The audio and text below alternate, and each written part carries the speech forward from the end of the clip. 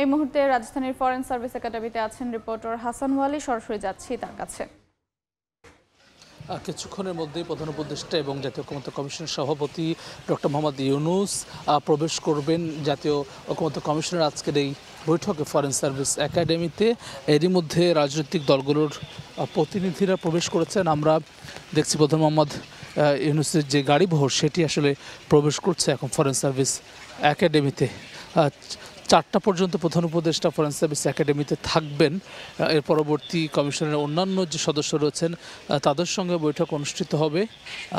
এর পরবর্তীতে 5টা নাগাদ ঐকমত্য কমিশনের সহসভাপতি অধ্যাপক আলী রিয়াজ আজকের যে বৈঠক সেটি নিয়ে গণমাধ্যমের সঙ্গে কথা বলবেন। আজকে মূলত জুলাই সনদের যে বাস্তবায়ন প্রক্রিয়া যেটি নিয়ে মূলত এখন রাজনৈতিক মহলে বেশ আলোচনা চলছে, যেহেতু দীর্ঘদিন রাজনৈতিক দলগুলো আসলে বৈঠক করেছে জুলাই সনদ তৈরি করার জন্য, সেটির বাস্তবায়ন প্রক্রিয়া নিয়ে যেহেতু এখন আটকে আছে সেটি নিয়ে মূলত আজকে আলোচনা হবে। প্রধান উপদেষ্টা অন্যান্য সকল রাজনৈতিক দলের সঙ্গে কথা বলবেন এবং তারা আশা করছেন যে আজকের আলোচনার মধ্য দিয়ে একটি সমাধানে পৌঁছাতে পারবে।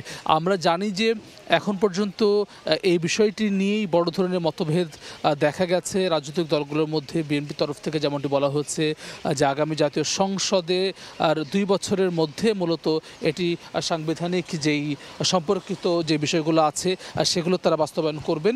এর বাইরে জামাতের তরফ থেকে তারা বলা হচ্ছে এই সরকারের আমলেই তারা সুষ্ঠু বাস্তবায়ন করতে চান। এনসিপির তরফ থেকে কিন্তু তেমন দাবি জানানো হচ্ছে। তারা গণপরিষদ দাবি করছেন নতুন সংবিধান প্রণয়ন করার জন্য। এসব বিষয় নিয়ে আজকে আলোচনা হবে। মোট 30টি রাজনৈতিক দলের থাকার কথা রয়েছে ঐকমত্য কমিশনের আজকের এই বৈঠকে। সরাসরি যুক্ত ছিলাম রাজধানীর ফরেন সার্ভিস একাডেমিতে।